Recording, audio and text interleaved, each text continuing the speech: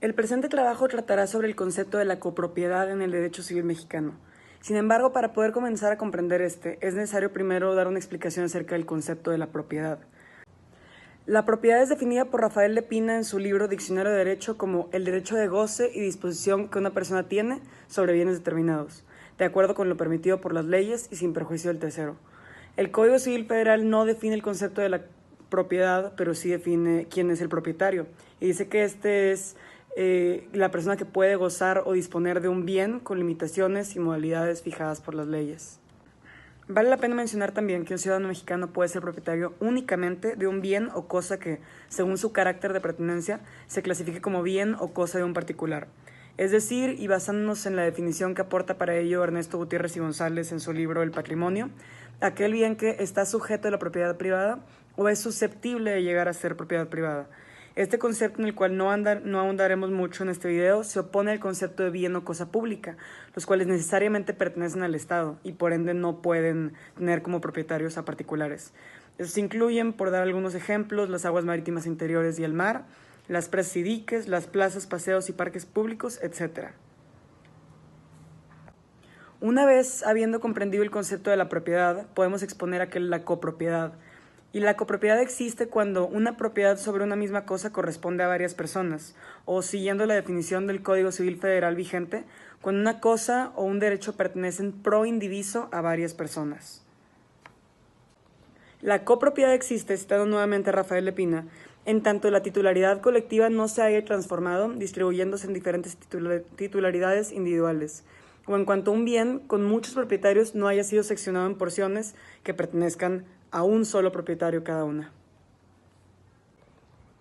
Como podemos imaginar ya, este concepto guarda una estrecha relación con el concepto de la indivisión, el cual se refiere al estado en el que se encuentra un bien. Como podemos imaginar ya, este concepto guarda una estrecha relación con el concepto de la indivisión, el cual se refiere al estado en que se encuentra un bien o un patrimonio que, a pesar de ser por su naturaleza susceptible a la división, se conserva como una unidad mientras pertenezca a varias personas en común. La copropiedad existe, citando nuevamente a Rafael Lepina, en tanto la titularidad colectiva no se haya transformado, distribuyéndose en diferentes titularidades. Para facilitar el entendimiento de este concepto se dará un ejemplo. Imagina que un señor es dueño de un terreno en la Villa de Santiago. Deja establecido en su testamento que, al morir, la propiedad sobre este inmueble se transmitirá a sus hijos Santiago y Sabrina. El hermano y la hermana tendrán la copropiedad sobre este terreno, pero no pueden ser obligados a conservarlo indiviso. El terreno que les heredó su padre es una cosa divisible, es decir, una que puede fraccionarse sin que el valor económico de la suma de sus partes sea inferior al valor del todo. Por esta razón, deciden dividir el terreno en mitades idénticas y conservar cada una esa mitad del terreno, sobre el cual tendrán el derecho de goce y disposición total, es decir, la propiedad. Esto no necesariamente ha de suceder en todos los casos en los que existe la copropiedad. Podemos pensar, por ejemplo, en las paredes divisorias de edificios contiguos o en las cercas que dividen predios rústicos, los cuales pueden pertenecer a dos dueños a la vez sin problema.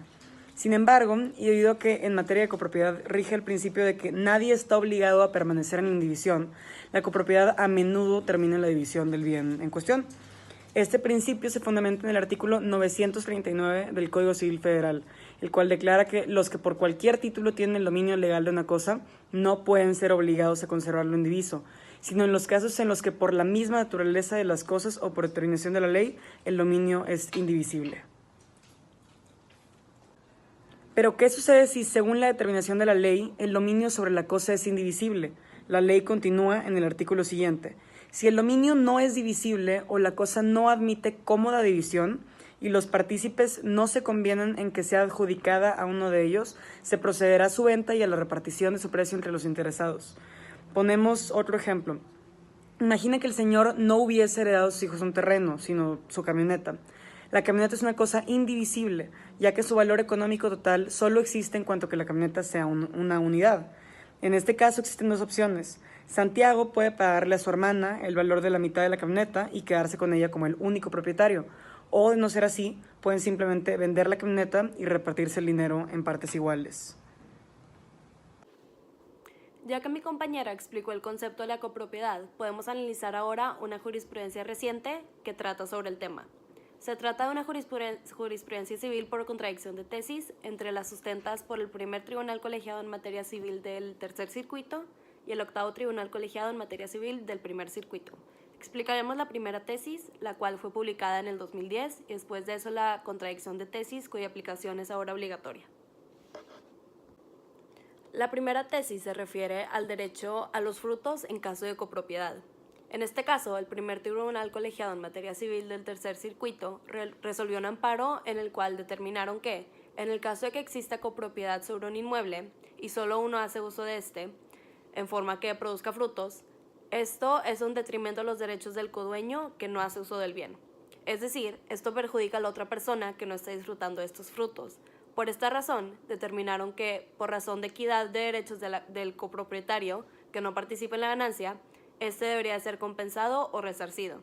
En la misma tesis consideró también que, si tratara del caso de un inmueble con varios propietarios y solo uno habitara en totalidad del inmueble, estaría obligado a compensar a los otros copropietarios del uso y aprovechamiento exclusivo de un bien indiviso que pertenezca a todos por igual.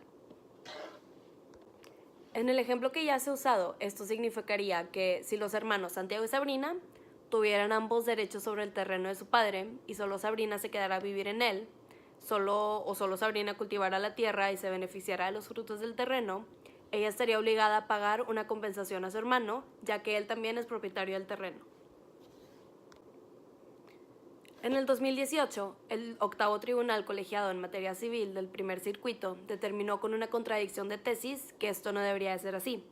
Expresaron que el uso de uno de los codueños hace de la cosa común no genera por sí solo obligación de resarcir a los demás participantes.